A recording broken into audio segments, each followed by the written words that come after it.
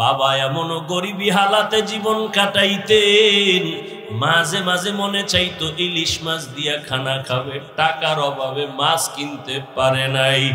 মায়ের মনে চাইতো মাঝে মাঝে ফল খাবে, বেদানা খাবে, টাকার অভাবে খেতে পারে নাই। আজকে সন্তান তোমার এত টাকা, এত পয়সা, এত বাড়ি, এত গাড়ি, তোমার ঘরে এত ফল, ফ্রিজে এত মাছ, চাইলেও আর তুমি মা বাবারে খাওয়াইতে পারবা না। ওই বাবায় সাদা কাপড়ের প্যাকেট হইয়া কবরে ঘুমায়। ওরে মোনাজাতের পরে সবাই যখন বাড়ি যাইবা, অনেক সন্তানের আগিয়া বলবে আম্মু দরজা খোলো। অনেকের মা বাবা সারা দিয়া বলবে বাবা ঘুমাই নাই, তাড়াতাড়ি আসো। আর একদল তোমার মতো সন্তান কিন্তু মা নাই, বাবাও নাই, জীবনে আর কোনোদিন বাবা বলে ডাক দিতে পারবে না, আর কোনোদিন বাবার চেহারাটাও দেখবে না। ঈদের নামাজ পড়িয়া একটা যুবক কবরের কিনারায় দাঁড়ায় কান্না করে। ও যুবক, ঈদের দিন বড় আনন্দ বাদ দিয়ে তুমি কবরের কিনারায় কেন কান্না করো? যুবক বলে ভাই, গত বছর ঈদের সময় আমার বাবা আমার পাশে দাঁড়াইয়া নামাজ আদায় করেছিলেন, বিদায় আমার মা আমাকে ঈদগাহে যাওয়ার সময় দোয়া করেছিলেন।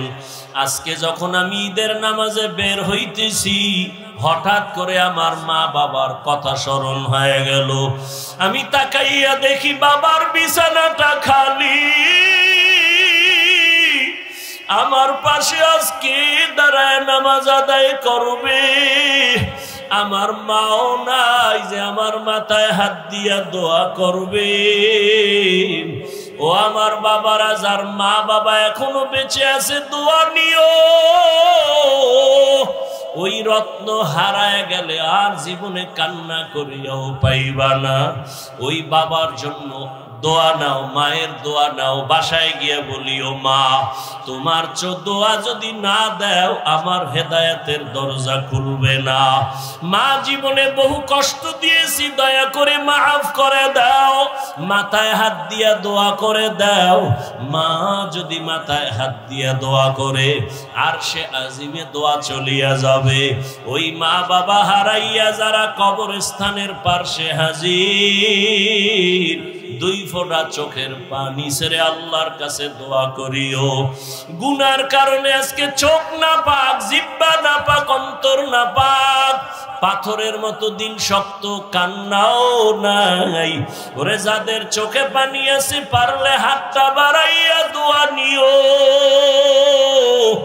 আর আল্লাহর কাছে তওবা করিও। মরিয়া গেল আর আল্লাহকে বলিও আল্লাহর নামাজ ছাড়বো না, গুনাহ করব না, মা বাবার বরদোয়া নিব না, আর কোনোদিন নামাজ ছাড়বো না, দাড়ি কাটবো না, বেপরদায় চলবো না। উলামায়ে কেরামের নেক দোয়া নিয়া, মা বাবার দোয়া নিয়া, শিক্ষকের দোয়া নিয়া, নবীর আদর্শ মতে চলবো। তওবা করতে যদি পারো রে বাবা, আল্লাহ সাথে সাথে গুনাহমুক্ত করে তওবা কবুল করে নিবেন। আল্লাহর কাছে তওবা করো হে যুবক বাবা, মা বাবার দোয়া নিয়ে তওবা করো। আর জীবনে নামাজ ছাড়বা না, বেপরদায় চলবা না, দাড়ি কাটবা না, মা বাবার সাথে বেয়াদবি করবা না, শিক্ষকের সাথে বেয়াদবি করবা না, উলামায়ে কেরামের নেক দোয়া নিয়ে নবীজির আদর্শে চলবা। ওয়া বা'দু ফাআউযু বিল্লাহি মিনাশ শাইতানির রাজীম। বিসমিল্লাহির রাহমানির রাহিম। ওয়া আম্মা মান খাফা মাকামা রাব্বিহি ওয়া নাহান নাফসা আনিল হাওয়া فإن الجنة هي المأوى. وقال رسول الله صلى الله عليه وآله وسلم اتق المحارم تكن أعبد الناس، أو كما قال النبي عليه الصلاة والسلام.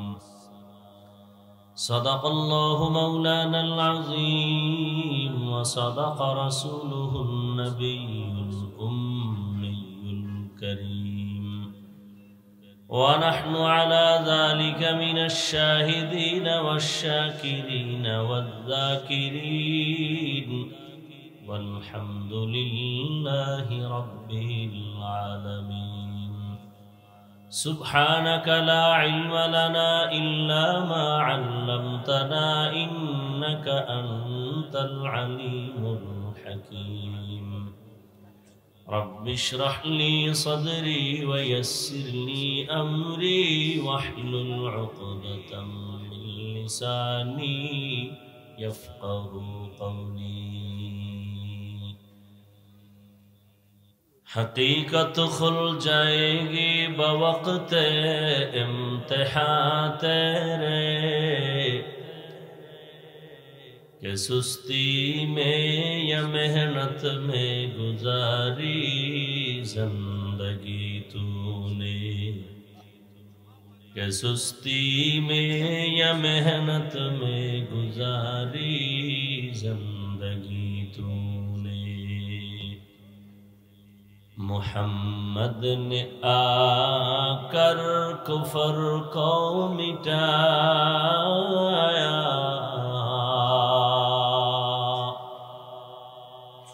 محمد نے آ کر کفر کو مٹایا کفر کو مٹا کر صداقت بتایا کفر کو مٹا کر صداقت بتایا আজিমপুর দারুসুন্নাহ কবরস্থান মাদ্রাসা এতিমখানা কর্তৃক আয়োজিত আজকের এই বার্ষিক ওয়াজ মাহফিল 23 ফেব্রুয়ারি 2025 মহতি এ মাহফিলে উপস্থিত মোহতারাম সম্মানিত সভাপতি জনাব মীর মোহাম্মদ শাহজাহান সাহেব প্রধান অতিথি জনাব মোহাম্মদ আবুল বাশার খান সাহেব জনাব আলহাজ এম.এ. সত্তার খান সাহেব সহ অন্যান্য অতিথিবৃন্দ এবং আজকের এই মাহফিলের মূল আকর্ষণ মুরব্বী অধ্যক্ষ মিজানুর রহমান চৌধুরী দামাত বারাকাতুহুম পীর সাহেব দেওনা কাপাসিয়া এবং আজকে আল্লাহর কাছে শুকর আদায় করি যে যার আহ্বানে আপনারা এখানে আসছেন আমরাও আসছি বাংলাদেশের লাখো কোটি মুসলমানের হৃদয়ের স্পন্দন উম্মতের রুহের ডাক্তার উলামায়ে আহলে হকদের তরজুমান হযরতুল আল্লাম খালিদ সাইফুল্লাহ আইয়ুবী দামাত বারাকাতুহুম অন্যান্য হযরত উলামায়ে কেরাম বিভিন্ন জায়গা থেকে আগত আল্লাহ পাকের আশিকিন জাকিরিন শাকিরিন মুহিব্বিন মুরব্বিয়ান আযম কলিজার টুকরা আমার সমবয়সী যুবক বন্ধুগণ স্নেহের ছোট ভাই পর্দার আড়ালে মা বোনেরা আল্লাহ পাকের দরবারে শুকর যে আল্লাহ আমাদেরকে সুস্থ রেখেছেন এবং পৃথিবীর শ্রেষ্ঠ মজলিস উলামায়ে আহলে হকের মজলিস গুনাহ মাফের মজলিস তওবা কবুলের মজলিসে আমাদেরকে আশা বসার তৌফিক দান করেছেন শুকর আদায়ার্থে পড়ি আলহামদুলিল্লাহ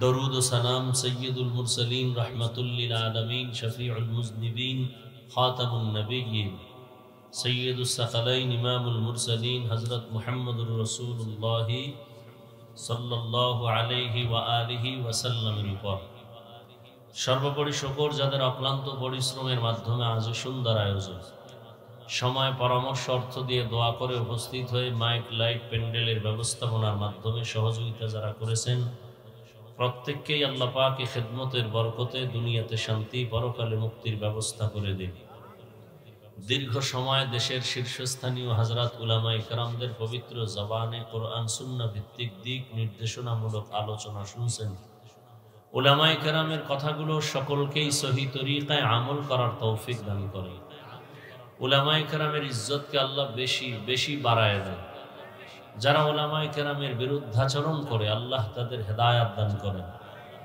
আমি আপনাদের দোয়া নেওয়ার জন্য হাজির হয়েছি এবং সংক্ষিপ্ত দু চারটি কথা বলার নিয়তে কোরআনে হাকিমের এক আয়াতে কারিমা, নবীজির একটি হাদিস পড়েছি। ইখলাস ও রুহানিয়াতের সমন্বয়, সহি নিয়তে, সহি তরিকায়, সহি কিছু কথা কোরআন সুন্নাহ ভিত্তিক বলতে পারি, আপনারা শুনতে পারেন, সে তৌফিক আল্লাহ আমাদেরকে দান করেন। ওয়া আম্মা মান খাফা মাকামা রাব্বিহি ওয়া নাহা আন-নাফসা আনিল হাওয়া ফাইন্নাল জান্নাতা হিয়াল মাওয়া। আল্লাহ পাক বলেন, দুনিয়ার মানুষ আমার আদালতে দাঁড়াইয়া হিসাব দেওয়ার ভয়ে যে ব্যক্তি নিজেকে দুনিয়াতে গুনাহ থেকে বাঁচায় রাখবে, মুক্ত রাখবে, আল্লাহ বলেন আমি ওয়াদাবদ্ধ তাকে বিনা হিসাবে জান্নাত দিব। নবীজি বলেন, ইত্তাকিল মাহারিম তাকুন আবাদান নাস। তোমরা আল্লাহর নিষিদ্ধ জিনিস থেকে নিজেকে বাঁচাও, তো আল্লাহ তোমাদের মর্যাদা মানুষের কাছে বাড়ায় দিবেন। আল্লাহ পাক রব্বুল আলামিন দুনিয়াতে মানুষ সৃষ্টি করে, মানুষ কিভাবে চললে তার সম্মান ইজ্জত ঠিক থাকবে সে ব্যবস্থাও আল্লাহ নিজেই দিয়েছেন। এবং সেই ব্যবস্থাটা যদি মানুষ গ্রহণ করে বা ধরে রাখে, মৃত্যু পর্যন্ত নয়, মরার পরেও তার সম্মান অক্ষুণ্ণ থাকবে। মানুষ বলে এটাকে মরিয়েও সে অমর, অর্থাৎ সে মরলেও মানুষ তাকে জিন্দা মানুষের মতোই স্মরণ করে। আজকের যাকে উপলক্ষ করে এখানে হাজির হয়েছি, অনেক বড়রা আসছেন, আমাদের প্রিয় মানুষ হযরত খালিদ সাইফুল্লাহ আইয়ুবী সাহেব দামাত বারাকাতুহুম, তার পিতা দুনিয়া থেকে চলে গেছেন। সুযোগ থাকলে আমিও জানাজায় হাজির হওয়ার চেষ্টা করতাম, ব্যস্ততার কারণে আসতে পারিনি। বাকি সমস্ত মুহিব্বিন, মুতাআল্লিকিন, উলামায়ে কেরাম, আপনজনরা কলিজা দিয়া দোয়া করেছেন। এবং এই আয়োজনে হাজারো ব্যস্ততা থাকলে যাকেই বলেছেন সেই আসছেন। আমিও বলছি অবশ্যই যাব ইনশাআল্লাহ, যত ব্যস্ততাই থাক। দোয়া করি আল্লাহ পাক তার কবরকে নূরে নুরানি করে দেন, তার রেখে যাওয়া এই বাগান কিয়ামত পর্যন্ত আল্লাহ হকের উপরে কায়েম ও দায়েম রাখেন। তার আহলে আয়াল যারা আছেন, আল্লাহ পাক চূড়ান্ত হেদায়াতের উপরে জীবনকে পরিচালনা করার তৌফিক দান করেন। আপনারা মন ভরে দান সৎকা করেছেন, ভালোবাসার পরিচয় এগুলো। উলামায়ে কেরামদের সাথে একটু সম্পর্ক থাকলেও কিয়ামতের দিনের বরকতে আল্লাহ জান্নাত দিয়ে দিবেন। আল্লাহ আপনাদের দান মেহনত কবুল করেন, এর বরকতে হায়াতে, ইজ্জতে, রিজিকে বরকত বাড়ায় দেয়।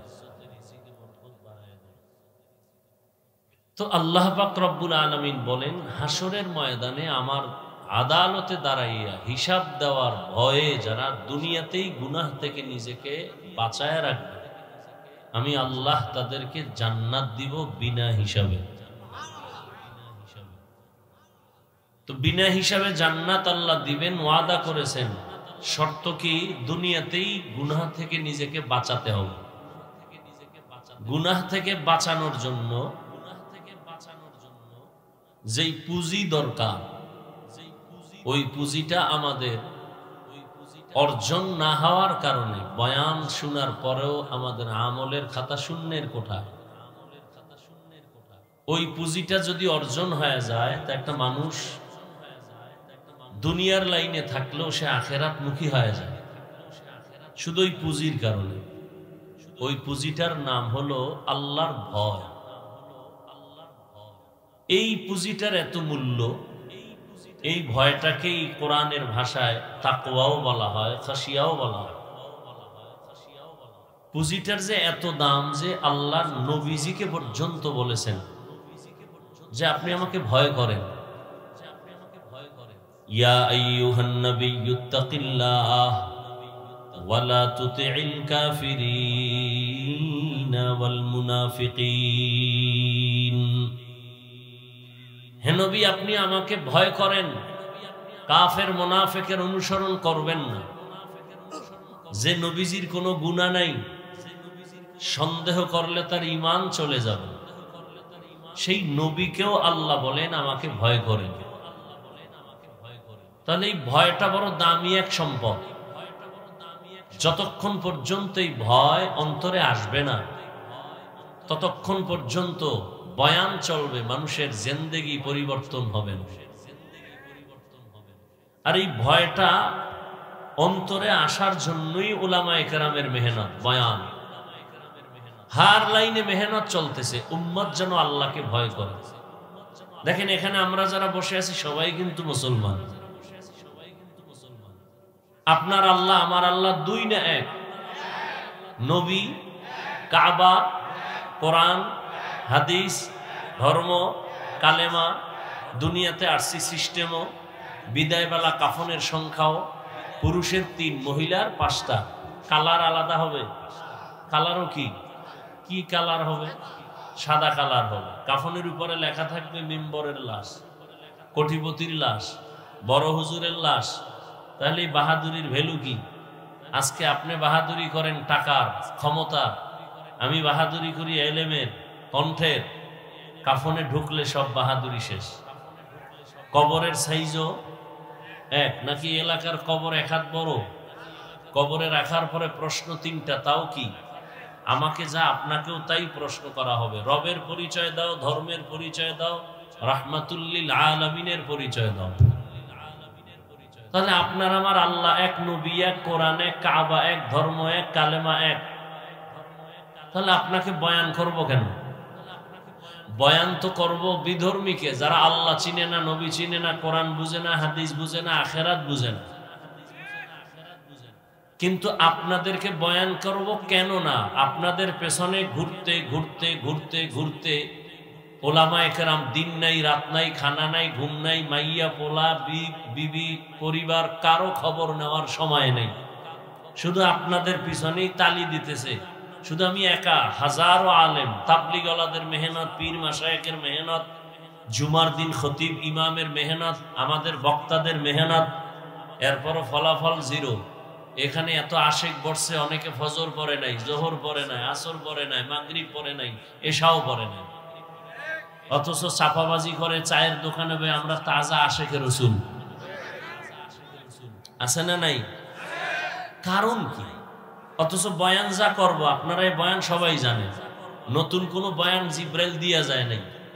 মিথ্যা বলা হারাম, গালি দেওয়া হারাম, গীবত করা হারাম, চুরি করা হারাম, ডাকাতি হারাম, সুদ খাওয়া হারাম, ঘুষ খাওয়া হারাম, মদ পান করা হারাম, গাঞ্জা খাওয়া হারাম, তাস খেলা হারাম, জুয়া খেলা হারাম, ক্যারাম বোর্ড হারাম, লুড্ডু হারাম, মা বাবার সাথে বেয়াদবি হারাম, আলেমের বিরুদ্ধে যুদ্ধ ঘোষণা দেওয়া হারাম। এগুলি জানেন না? সবই জানেন। কি বয়ান করব বলে? আমলের খাতা শূন্য। দেখেন আমি টুপি খুলতে চাই না, লজ্জা পাই। আর আপনি কেমন ভিআইপি মুসলমান যে টুপি দিতে চান না, লজ্জা পান। কি কারণটা কি? একটু হিসাব করেন তো। পশুকে আল্লাহ তো মেধা দেন নাই ভালো মন্দ যাচাই করার, মানুষকে দিছেন। একটু চিন্তা করেন তো। আমি দাড়ি কাটলে লজ্জা পাই, আপনার রাখতে লজ্জা পান। কি আজীব ব্যাপার! কারণ কি? আমি মসজিদে না ঢুকলে লজ্জা পাই, আপনি ঢুকতে গেলে লজ্জা পান। আমি পর্দা না করলে লজ্জা পাই, আপনি পর্দা করতে গেলে লজ্জা পান। আমি হারাম খাইতে গেলে লজ্জা পাই, আপনি হালাল খাইতে গেলে লজ্জা পান। বিষয় কি? ওই পুঁজি একটা, আল্লাহর ভয় নেই। কার ভয় নাই? হরকে দারাদ খৌফে হক দর দিল মাদাম জান্নাতুল মাওয়া দেহদ ওরা মাকাম জুজবা হক ছি জে মখা আজ ইনসুজা ফজলে উআ মস্ত দর জুমলা জাহা।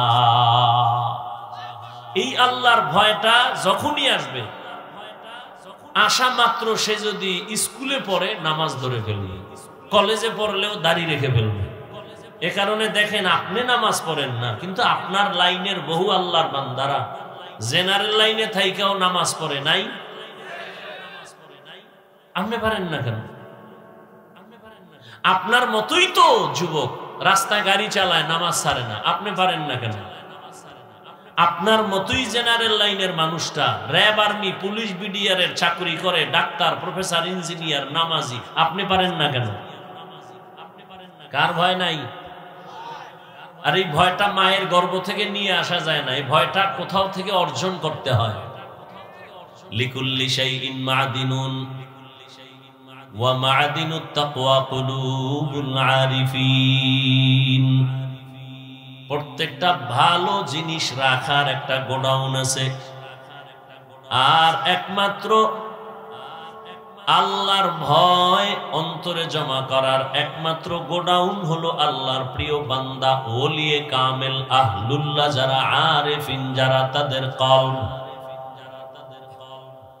এই জমিনের মধ্যে যারা আল্লাহর প্রিয় আশিক আহলুল্লাহ যারা, আমরা সাধারণ ভাষায় বলি ওলিয়া উলিয়া, এদের কলব হলো তাকওয়ার গোডাউন, আল্লাহর ভয়ের গোডাউন। এই ভয়টা যখন অন্তরে আসবে, বান্দা গুনাহ ছাড়াটা অনেক সহজ হয়ে যাবে। আমি এখানে যদি আপনাদের প্রশ্ন করি, আপনারা কারা কারা আল্লাহকে ভয় করেন যদি জিজ্ঞাসা করি, সবাই হাত উঠাইব না? অনেক চালাক পারলে ফা উঠাই দিব যে সাইরাত পায় আমরা আল্লাহর ভয় করি, অথচ নামাজ নাই, রোজা নাই, হালাল হারামের ভেদাভেদ নাই। তাহলে আপনি ভয় করেন, আমিও নামাজ পড়ে বলি আল্লাহকে ভয় করি।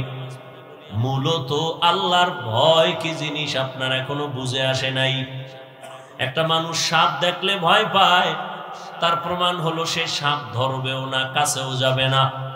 মাঝে মাঝে ঘুমের মধ্যে সাপ সাপ কয়ে জোরে চিৎকার দেয়। একটা সন্তান মা বাবারে ভয় করে, তার প্রমাণ হলো সন্তান মা বাবার সামনে অন্যায় করে না, কেন? শাস্তির ভয়। একটা ছাত্র শিক্ষকের ভয় পায়, এ কারণে অন্যায় করে না, কেন? মা বাবা, শিক্ষক তাকে শাস্তি দিবে।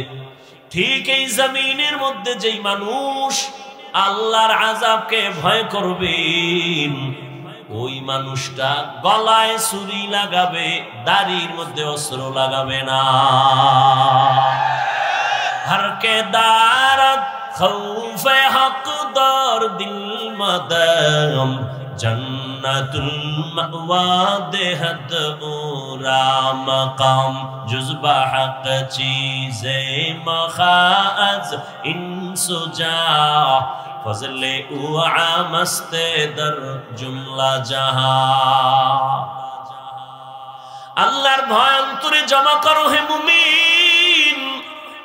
এই ভয়টা অন্তরে জমা করার জন্য একটাই মাত্র পথ, এ জমিনে আল্লাহর প্রিয় বান্দা যারা আছে তাদের নেক নজর লাগাও। কারণ আল্লাহর প্রিয় গোলাম যারা, তাদের নজরের মধ্যে পাওয়ার আছে। আছে না নাই? আরে এলাকার একটা গাঞ্জাখোরের চোখে যদি পাওয়ার থাকে, আল্লাহ আল্লাহর নজরে থাকবে না? একটা বেআমল গাঞ্জা খায়, ও একটা দুধের বাচ্চা খুব সুন্দর দেখে এত সুন্দর, গজব শুরু হয়ে গেছে। শুকায় যায়, খায় না। ডাক্তার কয় কোনো রোগ নাই, মুরব্বীরা কয় বদনজর লাগছে। লাগেনি? আপনাদের এলাকায় কদু গাছ লাগায় না? মাঝে মাঝে দেখবেন জুতা টানায়, দেখছেন কোনোদিন? কেন? জুতার বরকতে কদুগুলো অনেক বড় হবে, পোকায় ধরবে না। কারণ এই জুতা বরকত কেন? নমরুদের গালে লাগছে এই জন্য। আসলে কি বরকতের জন্য জুতা টানায় না বদনজর? কার বদনজর? বড় হুজুরের। কার? একটা বেআমলওয়ালা। তাহলে একটা গাঞ্জাখোরের নজরে যদি পাওয়ার থাকে, আল্লাহর প্রিয় গোলাম যারা, আল্লাহর প্রিয় বান্দা, আল্লাহ ওয়ালা, তাদের নজরে পাওয়ার থাকবে না? আউলিয়ারা কারে উকবা ইখতিয়ার, জাহেলারা কারে দুনিয়া ইখতিয়ার। মাইলে মোমেন সোয়ে মোমেন মিশাওয়াদ, মাইলে কাফের সোয়ে কাফের মিশাওয়াদ। আল্লাহর বান্দাদের যারা প্রিয়, তাদের চোখের নজরের মধ্যে আল্লাহ পাওয়ার দান করেন। কোরআনের ভাষায় পাওয়ারকে বলে ফুরকান, হাদিসের ভাষায় এই পাওয়ারকে বলে ফেরাসাত। ইয়া আইয়ুহাল্লাযীনা আমানু ইন তাত্তাকুল্লাহ ইয়াজআল লাকুম ফুরকানা। যারা তাকওয়ার উপরে মুজাহাদা করবে, প্রচেষ্টা করবে, আল্লাহ তাদেরকে ফুরকান নামের পাওয়ার দান করবেন। রহমতের নবী বলেন, ও দুনিয়ার উম্মত, ইত্তাকু ফিরাসাতাল মুমিন ফাইন্নাহু ইয়ানজুরু বিনুরিল্লাহ। আল্লাহর প্রিয় গোলাম যারা, তাদের ফেরাসাতের পাওয়ারকে তোমরা ভয় করিও, কারণ তুমি যা দেখো না, বুঝো না। আল্লাহর প্রিয় গোলাম যারা আল্লাহ ওয়ালা, তারা অনেক কিছু দেখেন, বুঝেন, নূরের, আল্লাহর দেওয়া নূরের পাওয়ার দিয়ে দেখেন, নূরের আলো দিয়ে তারা দেখেন। আর এই যে পাওয়ার, এটা আল্লাহ কোনো বেনামাজিকে দিবেন না, কোন গুনাহগার মারাত্মক অপরাধীকে আল্লাহ দিবেন না, আল্লাহ দিবেন তাকওয়াওয়ালাকে। আর এই পাওয়ার যদি পায়, তাহলে সে জমিনে বসে অনেক কিছু দেখবেন, যেটা সাধারণ মানুষ দেখবে না। খলিফাতুল মুসলিমিন ওমর ফারুক রাদিয়াল্লাহু তাআলা আন খুতবা পড়তেছে, হঠাৎ করে খুতবার মাঝখানে একটা অপ্রাসঙ্গিক আওয়াজ দিলেন, ইয়া সারিয়াতাল জাবাল, ইয়া সারিয়াতাল জাবাল, ইয়া সারিয়াতাল জাবাল। এই সারিয়া, পাহাড় পাহাড় পাহাড়। ওমর যেখানে আওয়াজ দিছেন, এখান থেকে সারিয়া 2000 কিলোমিটার দূরে ইরানে যুদ্ধ করে। সারিয়াকে জিজ্ঞাসা করা হলো, সারিয়া, ওমরের আওয়াজটা শুনছনি? বলে, কাছে বসিয়া যেভাবে শোনা যায় তেমনি শুনছি। আউলিয়ারা কারে উকবা ইখতিয়ার, জাহেলারা কারে দুনিয়া ইখতিয়ার। আল্লাহ তাআলাই পাওয়ার দান করেন তার খাস বান্দা ওলিয়ে কামেল যারা, তাদের নজরে পাওয়ার, তাদের কথায় পাওয়ার কে দান করেন? তবে এই পাওয়ার কোন ভণ্ডকে আল্লাহ দিবেন না, কোন বেনামাজিকে দিবেন না, বেপরদাওয়ালাকে পাওয়ার দিবেন না। যদি দুনিয়ার কোন ভণ্ড বেপরদাওয়ালা এরকম আজগুবি কোন পাওয়ার দেখায়, সেটা আল্লাহর দেওয়া না, ওটা নিজের বানানো। বলে নিজে বানায় কেমনে? জাদু করে, নয় জিন দিয়ে করে, কুফুরি কালাম টালাম করে, এই সমস্ত চালাকি করে। আল্লাহর দেওয়া পাওয়ার না। আল্লাহর এই পাওয়ার কোন বেনামাজিকে দিবেন না। ভালো করে মনে রাখবেন। আমাদের দেশে বহু ভণ্ড আছে, নামাজ নাই, রোজা নাই, পর্দা নাই, অনেক কিছু দেখায়। এই দেখানোটা জিনের দ্বারা দেখায়, ভিন্ন কিছুর দ্বারা দেখায়, অবৈধ পন্থায় দেখায়, আল্লাহর পক্ষ থেকে না। কথা বুঝেননি? খুব বুঝার চেষ্টা করবেন। وَأَمَّا مَنْ خَافَ مَقَامَ رَبِّهِ وَنَهَى النَّفْسَ عَنِ الْهَوَى فَإِنَّ الْجَنَّةَ هِيَ الْمَأْوَى।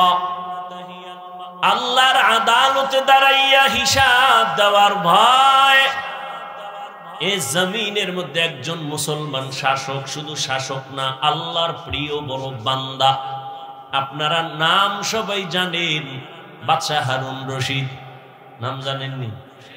ঘুমাইতেছেন? হারুন রশিদের স্ত্রীর নাম কি? জুবায়দা খাতুন। কেমন বাদশাহ, কেমন বউ! জুবায়দা কোরআনের হাফেজা, তার বাড়ির মধ্যে 100 মহিলা কাজ করে, সব কোরআনের হাফেজা। জুবায়দা সিদ্ধান্ত নিয়েছেন, আমার পুরো বাড়ির মধ্যে 24টা ঘন্টার মুহূর্তে, সেকেন্ডে সেকেন্ডে কোরআনের তেলাওয়াতের আওয়াজ হবে। এমন ভাবে টাইম করে দিলেন, এক একজন মহিলাকে বললেন, তুমি আধা ঘন্টা কোরআন তেলাওয়াত করবা, এরপরে তুমি কাজে যাইবা, এরপরে আরেকজন মহিলা তেলাওয়াত শুরু করো। তুমি কিছুক্ষণ তেলাওয়াত করে কাজে যাও, আবার আরেকজন তেলাওয়াত করবে, আরেকজন কাজে যাও। এইভাবে শিডিউল করে দিয়েছেন। জুবায়দার বাড়ি এখন 24 ঘন্টাই কোরআনের তেলাওয়াতের আওয়াজ। জুবায়দার স্বামী বাদশাহ হারুন রশিদ তিনি একদিন দেশের বড় বড় উলামায়ে কেরামদের রাজপ্রাসাদে দাওয়াত দিলেন, দুপুরের খানার আয়োজন করলেন। উলামায়ে কেরাম আসলেন, যথেষ্ট পরিমাণ আপ্যায়ন করলেন। খানা দানার পরে বাদশাহ হারুন রশিদ সিংহাসনে বসে উলামায়ে কেরামদের সম্মানের সাথে খোঁজ খবর নিয়ে বললেন, মেহমানদেরই ঠিক আছেনি? বলে হ্যাঁ। বলে আমি যে আপনাদের এত সুন্দর আপ্যায়ন করলাম, আমার একটা উদ্দেশ্য আছে। উলামায়ে কেরাম বলেন, কি উদ্দেশ্য? আপনারা তো আমাকে চিনেন। বলে হ্যাঁ চিনি, আমি বাদশাহ হারুন রশিদ। আমি দুনিয়ার লাইনে যেমন দেশ পরিচালনা করি, আখেরাতের লাইনেও আমি আমলের চেষ্টা চালায় যাইতেছি, আমি ওই বাদশাহ। তো আমাকে আপনারা বলেন কে কি রকম জানেন? বলে সবাই ভালো জানি, আমাকে আজকে একটা রেজাল্ট দিতে হবে। কি?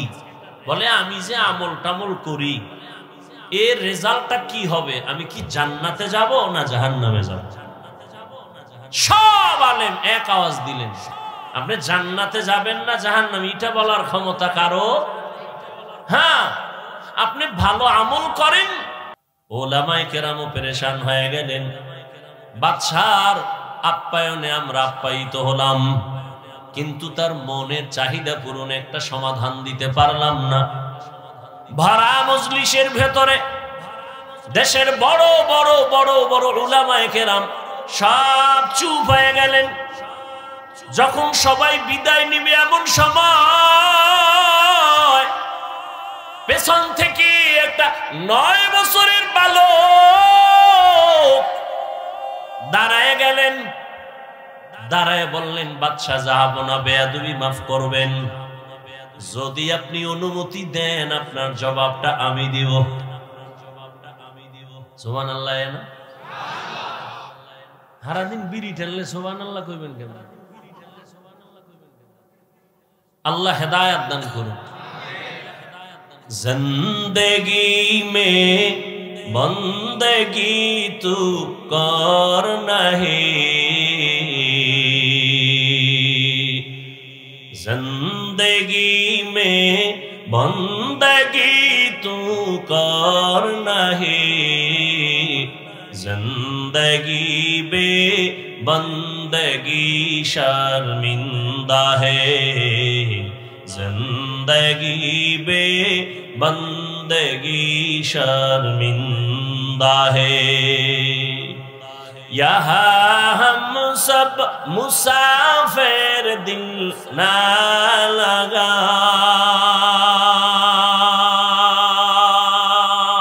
अहले दिल की नजर से रूह करता जा,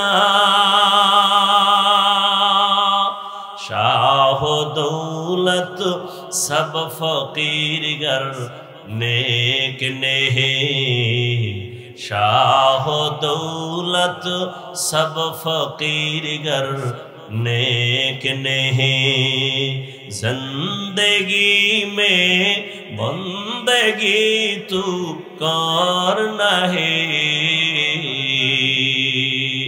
जिंदगी में बंदगी तू कर नहीं, जिंदगी बे बंदगी शर्मिंदा है, जिंदगी बे बंदगी शर्मिंदा है, जिंदगी में बंदगी कुन बंदगी, बंदगी बे जिंदगी शर्मिंदगी। 9 বছরের বালক দাঁড়ায় গেল। বাদশা বলে, ওকে আসার সুযোগ দাও। 9 বছরের বালক সামনে দাঁড়াইয়া বলেন, বাদশা জাহাপনা আপনার প্রশ্নটা কি আবার বলেন। বলে, আমার প্রশ্ন হলো আমি বাদশাহ হারুন রশিদ জান্নাতি নাকি জাহান্নামী। 9 বছরের বালক বলে, জবাবটা তো আমি দিব। বলে, হ্যাঁ, তবে আপনার কাছে প্রশ্ন, যে প্রশ্ন করে সে কি উপরে, না যে জবাব দেয় সে একটু বড়। বাদশাহ হারুন রশিদ বলে, জবাব যিনি দিবে তুলনামূলক তো কিছু সময়ের জন্য হলেও সে বড়। 9 বছরের বালক বলে, বেয়াদবি ক্ষমা করবেন, আমাকে সিংহাসনে বসাইয়া আপনি নিচে নেমে আসেন। বাদশাহ তো দুনিয়াদার গাদ্দার না, বাদশাহ তো একটু দিনদার, অহংকারী ভাব নাই। উজিরকে বলে, নিচে আমাকে বসার বিছানা দাও, 9 বছরের সন্তানটাকে আমার সিংহাসনে উঠাও। বাদশাহ হারুন রশিদ নিচে চলে গেলেন। 9 বছরের বালক বাদশাহ হারুন রশিদের সিংহাসনে বসিয়াই বাবা মাত্রই বলে, আল্লাহ যাদের ইলমের নূর দান করেন তাদের সম্মান তো এমনই হয়। আল্লাহ যাদের ইলম দান করেন তাদের সম্মান তো এমনই হয়। এত বড় বাদশাহ আসছে, নিচে বসে গেছে, আর ইলমের বরকতে আল্লাহ আমাকে অনেক উপরে উঠায় দিলেন। এটা আমার চেহারার গুণে না, ইলমের বরকতের কারণ। ইলমেরা এজাজ করদান বেহিসাব, খলকেরা দাদান জবাবে বাসওয়াব, হক না দারদ দোস্তে খলকা জারেরা, নিস্তে ই খাসলত একে দিনদারেরা। ইলম ওয়ালার থেকে জমিনে সম্মানিত আর কেউ নাই। মহামারী করোনায় তাকাইয়া দেখছো, স্কুল বন্ধ, কলেজ বন্ধ, চাকরি বন্ধ, ব্যবসা বন্ধ, ফ্যাক্টরি বন্ধ, দোকান বন্ধ, গাড়ি ঘোড়া বন্ধ, পুরা দুনিয়াটা স্তব্ধ হয়ে গেল। ইতিহাস ভুলে যাইও না রে জাতি, ভালো করে মনে রাখিও, এ জমিনে সব বন্ধ হয়ে গেল, কিন্তু কোরআনের একটা মাদ্রাসাও বন্ধ হয় নাই। সম্মানকে দিছেন, চেয়ারম্যানের চেয়ারের মেয়াদ শেষ, এমপির মেয়াদ শেষ, মন্ত্রীর মেয়াদ শেষ, এসপি সাহেবের মেয়াদ শেষ, কিন্তু কোরআনওয়ালা যে চেয়ারে বসে, চেয়ারের কোনো মেয়াদই নাই। এটা শেষ কিসের? কোনো কি নাই। কোরআনওয়ালা আগেও যেমন বাদশাহ, এখনো বাদশাহ, কিয়ামতের দিনও হবে বাদশাহ। আপনাদের এই এলাকায় ঘরের অভাব নাই, বিল্ডিং এর অভাব নাই, আল্লাহর কসম, কোরআনওয়ালা বিল্ডিং এর যেই পরিমাণ দাম, এই এলাকায় এই পরিমাণ দামের একটা বিল্ডিংও নাই। কেন এত দাম? আল্লাহর কোরআনের বরকত, ইলমের বরকত। এরে আল্লাহর বান্দা, মহামারী করোনায় দুনিয়াদারেরা মাস্কের উপরে মাস্ক, ট্রিপল মাস্ক লাগায় বসে আছে, মরবে না। কয় মাস্ক? এখনো অনেকে মাস্ক লাগায় মরার ভয়ে। আমরা হুজুরেরা জীবন বড় ওয়াজ করছি, খানার আগে দোনো হাত ধুইয়া খাইও, সুন্নত মানে না, হুজুর কথা কামে লাগে না। মাওলায় কানে ধরাইয়া এখন হাত ধোয়াইছে, এমন ধোয়াই ধুইতেছে, এখনো ধোয়। পকেটের মধ্যে মেডিসিনের বোতল লয়, ফাঁকে ফাঁকে ধোয়, আর মাঝে মাঝে কয় হুজুর ধুইবেন নি। তুমি কিয়ামত পর্যন্ত যদি ধো, কোনো সওয়াব নাই, কারণ আমরা দুই সুন্নত হিসাবে, তুমি ধো মরার ভয়। ট্রিপল মাস্ক লাগাইছে, মরবে না। বাবারে করোনায় ধরে ফেলছে, কুলাঙ্গার, 2টা শিক্ষিত সন্তান বাবার কাছে যায় না, করোনা, মরবে। এলাকার গরিবের টাকা দিয়া কয় বাবার লাশটা রাস্তায় ফেলে দিয়াস। ইতিহাস ভুলে যাইও না রে বাবা। লোকেরা টাকা পাইয়া লাশটারে টেনে টেনে রাস্তার পাশে দিয়া ফেলাইলো। ছেলেরা আর জানালা দিয়াও তাকায় নাই, বাবার লাশের জানাজা হলো না, গোসল হলো। ইতিহাস ভুলে যাইও না রে মুমিন। ওই করোনার সময় আমার দেশের টুপিওয়ালারা, উলামায়ে কেরামেরা শত শত করোনার লাশ নিজের কাঁধে নিয়ে গোসল করাইয়া, কাফন পরাইয়া, দাফন করাইয়া, জানাজা পড়াইয়া কবরে দিলেন। একজন হুজুরেও করোনায় মরে নাই। इल्मे राज़ करदन बेहिसाब खल्क़े राददन जवाबे बासवाब। इल्मेर सम्मान কে দান করেন? এজন্যই তো ১৫০০ বছর আগে বিদায় বেলা রহমতের নবী চ্যালেঞ্জ দিয়া গেলেন, ক্বালা রাসূলুল্লাহ সাল্লাল্লাহু আলাইহি ওয়া আলিহি ওয়াসাল্লাম তারাকতু ফীকুম আমরাইন লান তাদিল্লু মা তামাসসাকতুম বিহিমা কিতাবাল্লাহি ওয়া সুন্নাত রাসূলি। উম্মতেরা দুই জিনিস রেখে গেলাম, যদি আকরাইয়া ধরো ঈমানও যাবে না, সম্মানও যাবে না। আজও যাদের কাছে কোরআন আছে, নবীর আদর্শ আছে, এদের মতো সম্মানে আজকে পর্যন্ত কেউ নাই। সম্মানকে দান করেন, বুঝেন কিন্তু আল্লাহর দেওয়া সম্মান। আর একটা সম্মান আছে টাকা দিয়া কেনে। কি দিয়া কেনে? যেমন এটা সম্মানের চেয়ার, আমি মেহমান এলেমের কারণে বসছি, আবার এলাকার এক মাস্তানাইয়া বসবে, টাকা দিয়ে কিনে বসবে, ক্ষমতার চেয়ারে আমি বসবো। ব্যবধানটা কি? টাকা দিয়া সম্মান কিনলে প্রথমে ফুলের মালা, ফাইনালে জুতার মালা। আর আল্লাহর দেওয়া সম্মান যারা পাবে এরা দুনিয়ায়ও বাদশাহ, পরকালেও বাদশাহ। যারা দুনিয়া দুনিয়া করে, দুই জিনিস পাওয়ার জন্য দুনিয়া দুনিয়া করে, এক চায় শান্তি আর এক চায় সম্মান। কিন্তু এই দুনিয়াদারেরা একটাও শান্তিতেও নাই, সম্মানেও নেই। 10 তলা বিল্ডিং শান্তি, তো বিল্ডিং দিয়ে মাস্তানি করে লাভ কি? যদি বিল্ডিং থুইয়া জঙ্গলে ঘুমানো লাগে। সুইস ব্যাংকে কোটি কোটি টাকা রেখে মাস্তানি করে লাভ কি? যদি ওই টাকা তোর বংশের কেউ খেতে না পারে। এই মাস্তানি করে কোনো লাভ আছে? কোনো লাভ নেই। বরং ওই কপাল পরা নিজেও গেল, ওর শিশু বাচ্চা মাইয়া পোলাডিরও বিপদে ফেলায় গেল। কথা ঠিক না? বাপ নামের কলঙ্ক। অথচ বাপ হওয়া উচিত আদর্শ বাবা। সন্তান গর্ব করবে, আমার বাবা আদর্শ বাবা। কয়জন বাবারে নিয়ে সন্তান গর্ব করবে? ওই আজকে একজনে বলল মাদ্রাসায় বৈশাখ ছেলের ব্যাপারে পরিচিত, কয় বাবারে মারতে যায়। আমি বললাম কারণ কি? এটা তো অন্যায়, কিন্তু কারণটা কি? কারণ আছে। কারণ হইল গজবের মোবাইল নিয়া কি করতে না পারে তাই করে। ঘরে ঘরে ঘরে ঘরে জেনা চলে, জেনা চলে সারা রাত। ছেলে এক রুমে ঘুমায়, সেও মোবাইল দিয়ে জেনা করে। চোখের জেনা, কানের জেনা, জবানের জেনা, অন্তরের জেনা। মেয়ে আর এক রুমে ঘুমায়, সেও সারা রাত মোবাইল চালায়।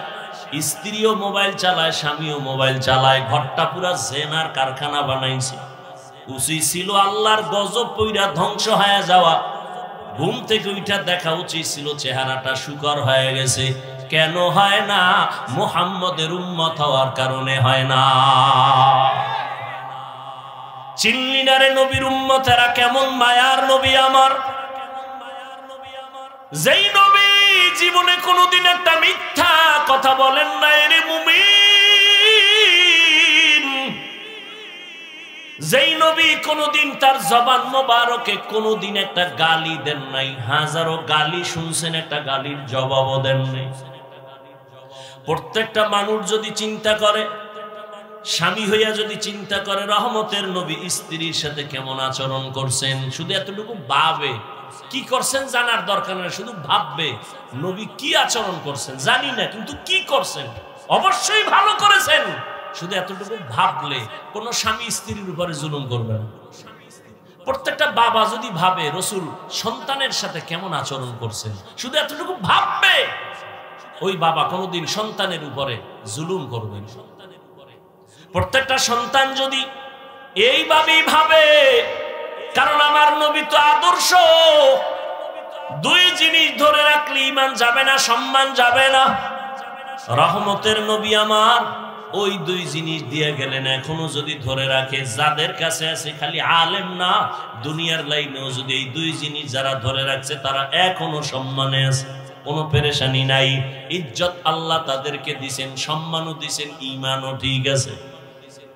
ওই 9 বছরের বালক সিংহাসনে বসিয়া কয়, এলেমের সম্মান তো এমনই হয়, এলেমের কারণে সম্মান, এই সম্মান আল্লাহ দান করেছেন। এই এলেমের বরকতের কারণে তো এই এলাকায় সম্মান, এই ছাত্রদেরও সম্মান। যার কাছে এলেমের নূর আছে তার কাছে কোনোদিন অসম্মান গিয়া ধাক্কা লাগবে না।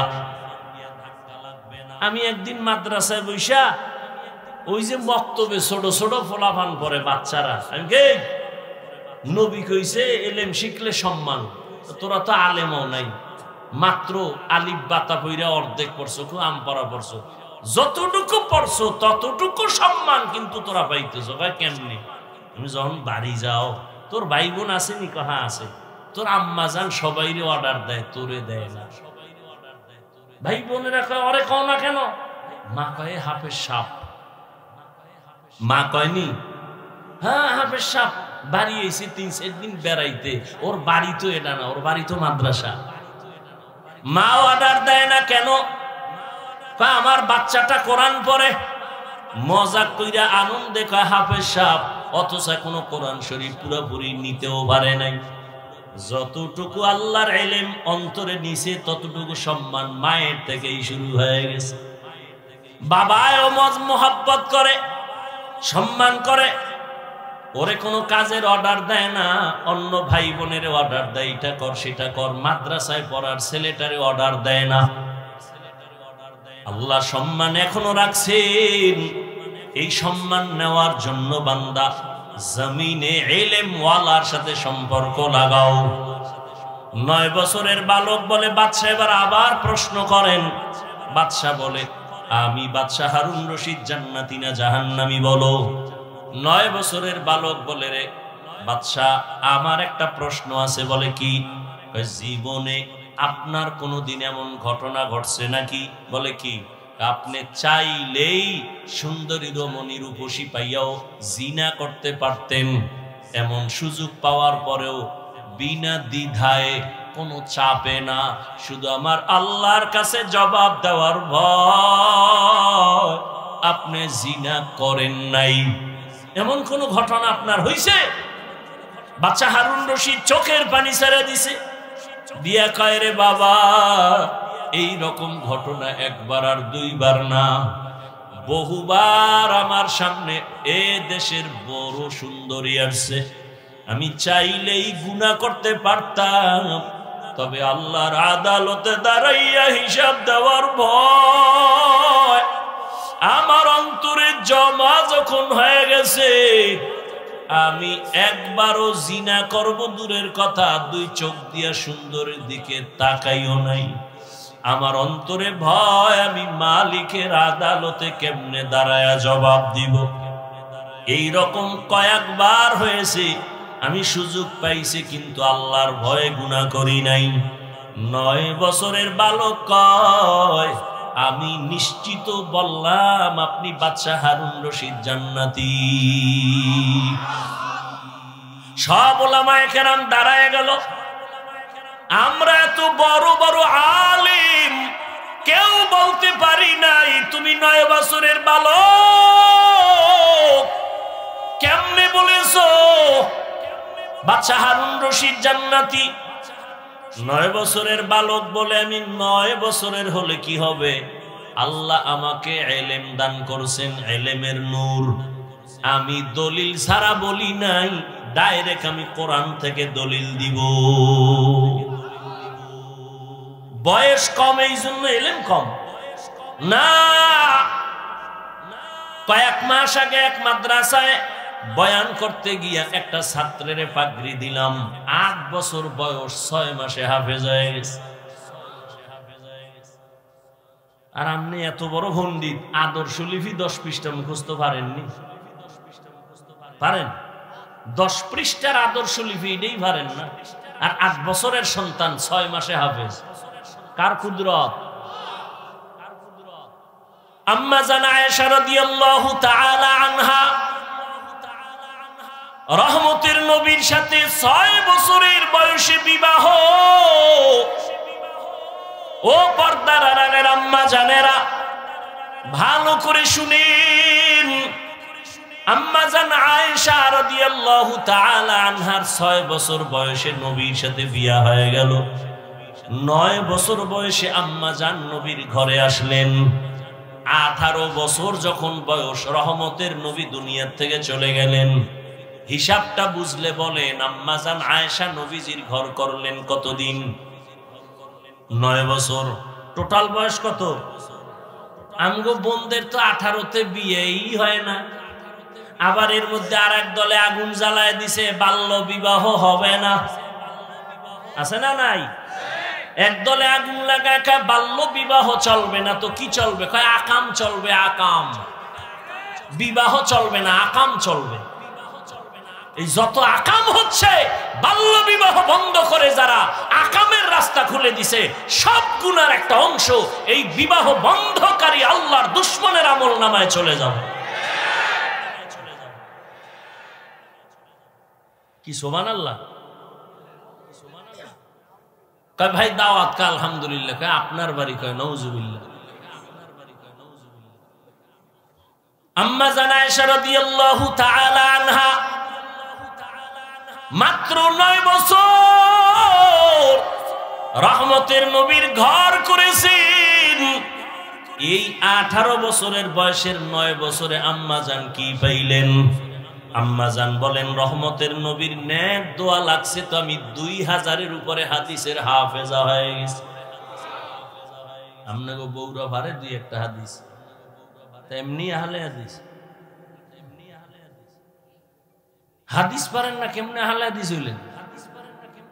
আল্লাহ হেদায়েত দান করুন। এই যে একটা কিলাকিলি শুরু হয়েছে, বাহাদুরি কি রমজান আইছে না? 11 মাসে বাহাদুরি না করতে হলো তারাবিটা লয়ে করবে। 8 রাকাতের উপর একটা তুফান শুরু হয় মসজিদের ভিতরে, কথা ঠিক না? মানে 8 রাকাত পইরা 20 রাকাত ওয়ালাগো ধাক্কা দিয়ে বের হয়ে গেছে, বাহাদুর। আমি আধা মিনিটের জন্য যদি মেনে নেই আপনি তারাবি 8 রাকাত পড়বেন, মেনে নিলাম, পড়েন, কোনো দ্বন্দ্ব নাই, ঝগড়া নেই। রমজানে আপনাদের জানা থাকলে বলেন একটা নফলের দাম কত? ফরজের সমান। তাহলে নফল কি রমজানে দামি না বেদামি? তাহলে আপনি 8 রাকাত যদি পড়েন ঠিক আছে, মেনে নিলাম, বাকি 12 রাকাত নফল হিসাবে পড়েন। আপনি বাহাদুরি করে বের হন কেন? অথচ আপনি হাদিস হাদিস মানেন। কি হাদিস মানেন আপনি? রাসূল বলেছেন কিয়ামতের দিন ফরজ আমলের ঘাটতি পূরণ হবে নফলের দ্বারা। আপনি কি হাদিস পড়েছেন? আল্লাহ হেদায়েত দান করুন। রহমতের নবী সাহাবায়ে কেরাম নফল ইবাদত করে নাই, আপনি কেন করবেন না? হ্যাঁ, সমস্যা আছে, করেন না, সেটা ভিন্ন। কিন্তু যদি বাহাদুরি করেন আমি করব না, এই বাহাদুরিতে যদি কিছু আমল করেন তাও বরবাদ হয়ে যাবে। উলামায়ে কেরাম বললেন, বাবা তুমি কেমনে বলেছো বাচ্চা হারুন রশিদ জান্নাতি? বলে কোরআন তার দলিল। বলে কি দলিল দাও? বাচ্চা এই আয়াত দিয়া দলিল দিয়ে দিলেন, ওয়া আম্মা মান খাফা মাকামা রাব্বিহি ওয়া নাহান নাফসা আনিল হাওয়া ফাইন্নাল জান্নাতা হিয়াল মাওয়া। আল্লাহ ওয়াদা করেছেন আল্লাহর আদালতে দাঁড়াইয়া হিসাব দেওয়ার ভয় যারা দুনিয়াতে গুনাহ থেকে নিজেকে বাঁচায়া চলবে, আল্লাহ ওয়াদা করেছেন আমি তাকে অবশ্যই বিনা হিসাবে জান্নাত দিয়ে দিব। আতিনা ফি দারে দুনিয়া না হাসান, আতিনা ফি দারে উকবা না হাসান, ইয়া গিয়াসাল মুস্তাগীসিন ইহদিনা লিফতিখারা বিল উলুমে ওয়াল গিনা।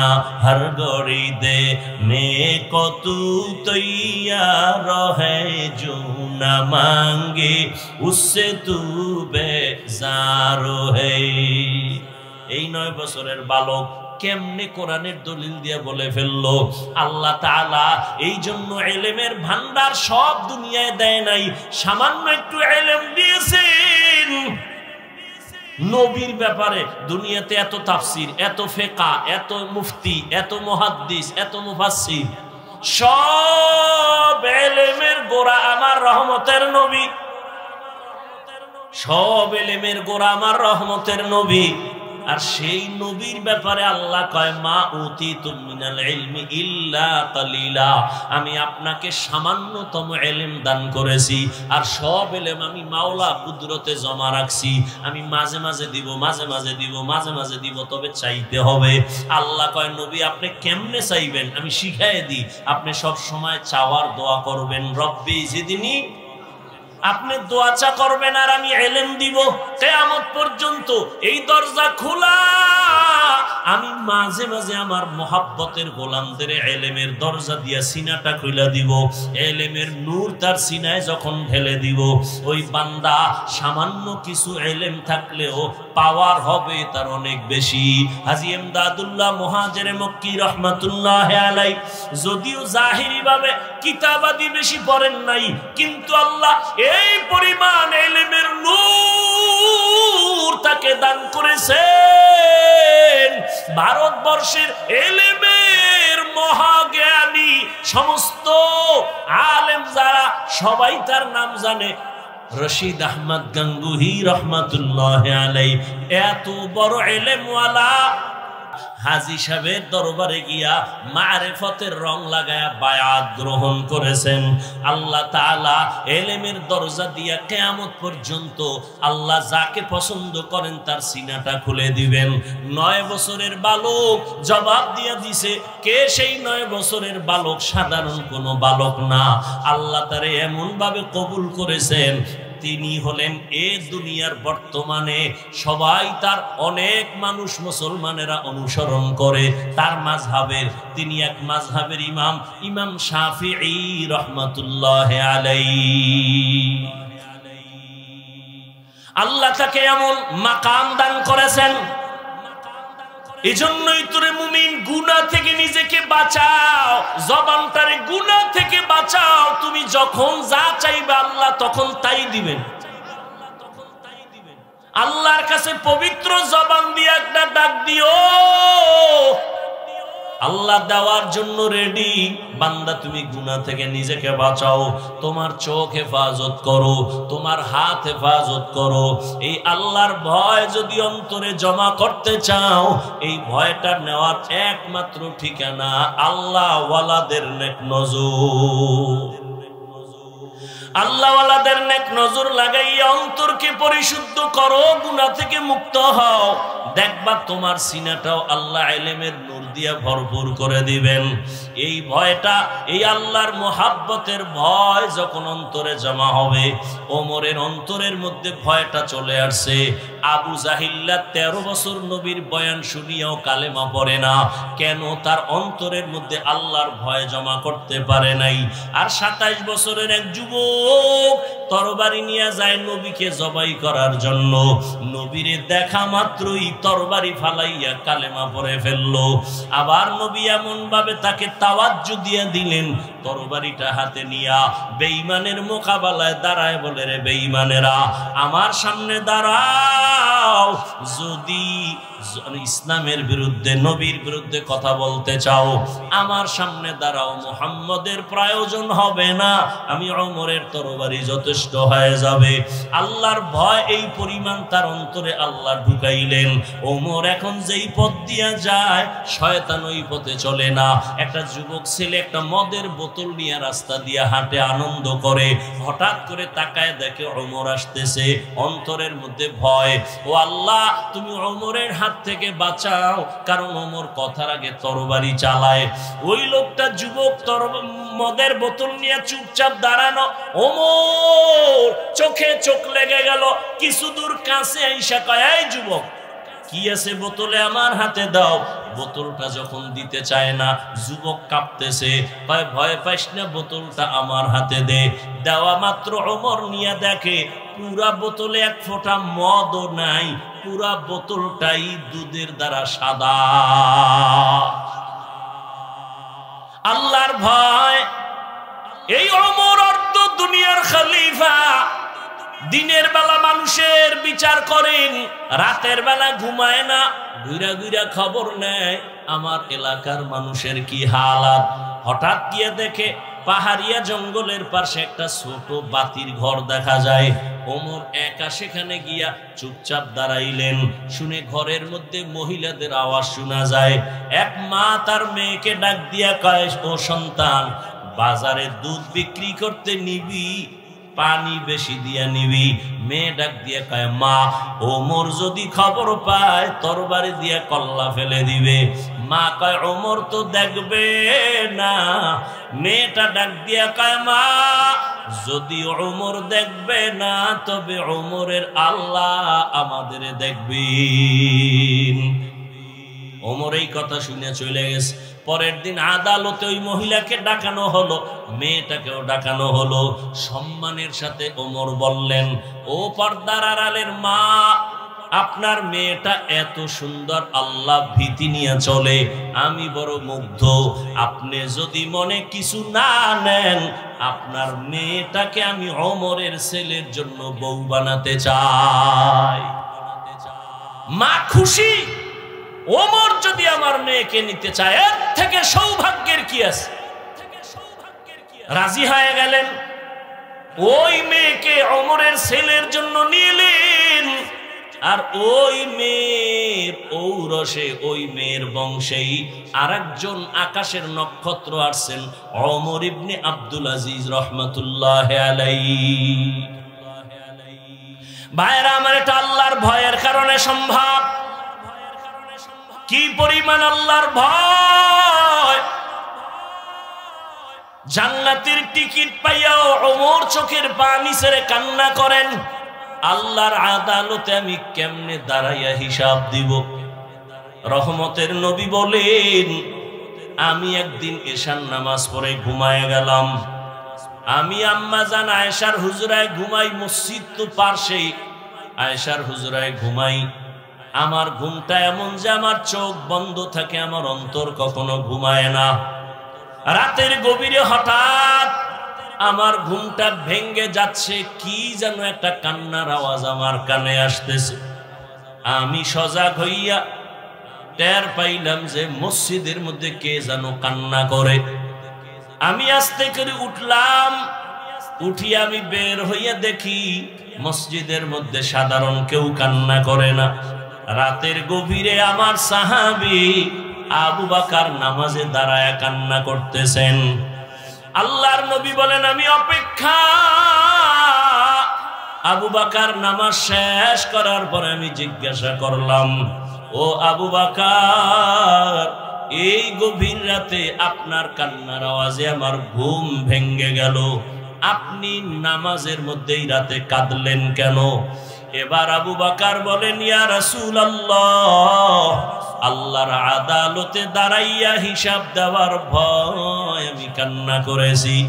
রহমতের নবী বলেন, আবু বকর, জান্নাতের 10 জন সাহাবাদের মধ্যে আপনি তো প্রথম, আপনি কেন কান্না করলেন? আপনাকে তো আল্লাহ জান্নাতের সুসংবাদ দিয়েছেন।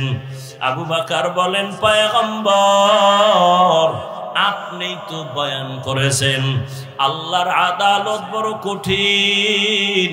হাসরের ময়দানে সব মানুষ উলঙ্গ দাঁড়াবে, এমন অবস্থা হবে হাসরের মাঠে, যেই হাসরের ময়দানে সূর্যের গরমে জমিনটা তামা হয়ে যাবে, জাহান্নামের আগুনের গরম। আমার আল্লাহ রাগান্বিত আওয়াজ দিবেন, এমন এক হালাত হবে যে নবীরা পর্যন্ত কান্না করবেন। ওই হাসরের মাঠে আমার আল্লাহর আদালতে যদি নবীরাও কাঁদেন, আমি আবু বকরের উপায় কি হবে? হাসরের ময়দানে যদি আমার আল্লাহ ডেকে বলে, আবু বকর, আমি তোমাকে এত নিয়ামত দান করেছি, আমার এই নিয়ামতের বিনিময়ে কি নিয়ে হাজির হয়েছো? আমি যদি বলি, হে মালিক, তোমার মোহাব্বতে নামাজ রোজা তেলাওয়াত নিয়ে আসছি। আল্লাহ যদি বলে, রে আবু বকর, তুমি যেই নামাজ পড়ছো এই নামাজ আমার পছন্দ মতো হয় নাই, আমি যেইভাবে তেলাওয়াত চাইছি ওইভাবে তেলাওয়াত করতে পারো নাই, আমি যেইভাবে রোজার আমল চাইছি ওইভাবে তুমি করতে পারো নাই, আমি তোমার আমল পছন্দ করলাম না, আমার জান্নাত ফিরায় দাও, তোমার আমল নিয়ে জাহান্নামে যাও। আল্লাহ যদি রাগান্বিত হইয়া আওয়াজ দিয়া কয় রে জাহান্নামের ফেরেশতারা আবু বকরের শিকল লাগাও, ওই দিন আমার উপায় কি হবে রে পয়গম্বর? ওই আদালতে মানুষগুলো পাগলের মতো হয়ে যাবে, নবীরা কান্না করবেন, ওই সময় আমার কি উপায় হবে? এই ভয়ে আমি কান্না করতেছি। ও আমার কলিজার যুবক, পর্দার আড়ালের মা বোনেরা, ও বৃদ্ধ বাবাজি, কয়দিন আর দুনিয়ার বাহাদুরি করবেন রে বাবা? দেখতে দেখতে হায়াতের সামনে কত যুবক চলে গেল। ও আমার যুবক বাবারা, আমি তোমাকে একবারও বলি নাই তুমি মাদ্রাসায় যাও, আমার মতো টুপি লাগাও, তাবলিগে যাও, পীরের কাছে যাও, বরং আমি বলবো তুমি স্কুলে পড়ো, কলেজে পড়ো, চাকরি করো, ব্যবসা করো, বাধা নাই।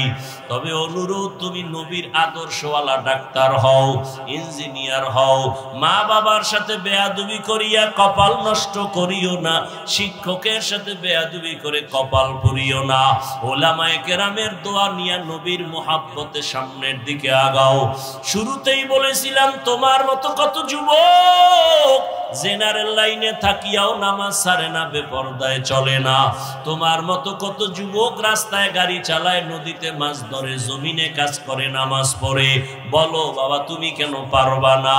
এই যে পার্শ্বে কবরস্থান, কতজন আর আপন জন ওখানে পড়ে আছে, অনেকের মাও নাই, বাবাও নাই। আজকে কত বাহাদুরি করিয়া চলো রে বাবা, চোখের সামনে যদি মরণ আসিয়া যায়, তাকায় তাকায় দেখবা, কথা বলার আর শক্তি হবে না। আজকে আমি বলি আমার বাড়ি, আমার গাড়ি, আমার সব, আরে আমার আজরাইল আইসা যদি রুহুটা নিয়ে যায়, আমার আপন জনের আমার গায়ের গেঞ্জিগুলো পেলেট দিয়া কেটে কেটে রাখবে, সাদা কাফনে প্যাকেট বানায় আমাকে ঘর থেকে নামায় দিবে। আজ আমার ঘড়ি আর একজনে হাতে দিয়া বলবে এটা হাফিজের ঘড়ি, এটা আমার ঘড়ি। আমার জামা আর একজনে গায়ে পরে বলবে এটা আমার জামা। আমার বাড়ি অন্যেরা ঘর করে থাকবে, বলবে এটা আমার বাড়ি। এইভাবে বিদায় দিয়ে আমাকে ওই বাঁশবাগানে রেখে আসবে, ওই অন্ধকার কবরে তখন আর কেউ থাকবে না। এরে আল্লাহর বান্দারা, ওই কবরে প্রশ্ন হবে সবার বেলায় তিনটা, রবের পরিচয় দাও, ধর্মের পরিচয় দাও, রাহমাতুল লিল আলামিনের পরিচয় দাও। যারা জবাব দিতে পারবে, নবীজি বলেন তাদের কবর হবে রওজাতুম মির রিয়াজিল জান্নাহ। আর যারা জবাব দিতে পারবে না, তাদের কবর হবে হুফরাতুম মিন হুফারিন নার। কে জবাব দিতে পারবে, কে পারবে না জানা নাই। আমি হুজুর, আমি পারবো গ্যারান্টি নাই। আপনি হুজুর না, আপনি পারবেন না তাও বলা যাবে না। ওরে হে, মরণের সময় কার হেদায়াতের কালেমা জারি হবে বলা যায় না। ওরে আল্লাহর বান্দারা, তবে দুনিয়াতে যদি নেক আমল নিয়া গুনাহ থেকে বাঁচিয়া মরণের বিছানায় যাওয়া যায়, হয়তো আমার মাওলা আমলের বরকতে, আলেমদের নেক নজর লাগলে জবানে কালেমা জারি হয়ে যাবে। ও আমার যুবক বাবারা, পর্দার আড়ালের মা বোনেরা, কয়দিন আর দুনিয়ায় থাকবেন? ও পর্দার আড়ালের মা, আপনার মতো কত মা পর্দা করে, নামাজ পড়ে, মোবাইলে সময় নষ্ট করে না, স্বামীর মাল খেয়ানত করে না। আপনারা কেন পারবেন না রে মা? সন্তান আল্লাহ দান করেছেন, একটা সন্তানকে আপনি ভালো আদর্শওয়ালা বানায় যান। আজকে এই স্টেজে ৬-৭টা সন্তানের মাথায় পাগড়ি দেওয়া হলো, কোরআনের হাফেজ হয়ে গেছে। এদের মা বাবার জীবন কত ধন্য। আপনি কি পারেন না আপনার সন্তানকে আদর্শওয়ালা বানাবেন? ডাক্তার হলেও যেন কোরআন পড়িয়া মা বাবার জন্য দোয়া করে, ইঞ্জিনিয়ার হলেও যেন নামাজ পড়ে কোরআন পড়িয়া মা বাবার জন্য দোয়া করে। আপনার সন্তানটা কেমন আদর্শওয়ালা বানায় যাবেন। আপনার অবদান আর দোয়া ছাড়া এই সন্তানগুলো কোনোদিন মানুষ হতে পারবে না। ও আমার কলিজার যুবক, যতই বাহাদুরি করো মা বাবার চোখের পানি আর দোয়া ছাড়া আল্লাহর কসম এই চেয়ারে বসতে পারি নাই। ওই মা বাবার চোখের পানি আর দোয়া ছাড়া কোনোদিন কেউ মাওলানাও হতে পারে নাই। ওই মা বাবার চোখের পানি আর দোয়া ছাড়া তুমি টাকা পয়সা গাড়ি বাড়ির মালিক হতে পারো নাই। আজকে ওই মা বাবাকে যারা কবরে রাখিয়া বসছো, ওই মা বাবার জন্য একটু চোখের পানি পাঠাইয়া দাও। ওই মা বাবার কত কান্না কত চোখের পানি তোমার আমার পেছনে ছিল। বাবা মা জীবনে বহু কষ্ট করে তোমাকে আমাকে মানুষ বানাইছে। তওবা করার মতো যদি অন্তর তৈরি হয়, মুনাফিকি যদি না থাকে, খাঁটি তওবার নিয়ত যাদের আছে, দুটো হাত আমার আল্লাহকে দেখাইয়া দাও। আয় আল্লাহ, হাতগুলো কবুল করে নেন, তওবা কবুল করে নেন। আয় আল্লাহ, এই কবরস্থানে রাখিয়া কত আপনজন এখানে হাজির, আর কোনোদিন তাদের সাথে দেখা হবে না, আর বাবা বলিয়াও ডাকতে পারবে না। আয় আল্লাহ, আমাদের আইয়ুবী সাহেবের বাবা নাই, আজকে যদি এখানে থাকতেন কলিজা ঠান্ডা হয়ে যাইতো। আয় আল্লাহ, আজকের এই আয়োজনের বরকতে তার কবর জান্নাত বানায়া কলিজা ঠান্ডা করে দেন। আমাদের সবাইকে তওবাওয়ালা জীবন দান করেন, গুনাহমুক্ত হইয়া উলামায়ে কেরামের পরামর্শ নিয়া নবীজির আদর্শে চলার তৌফিক দান করেন। আমিন।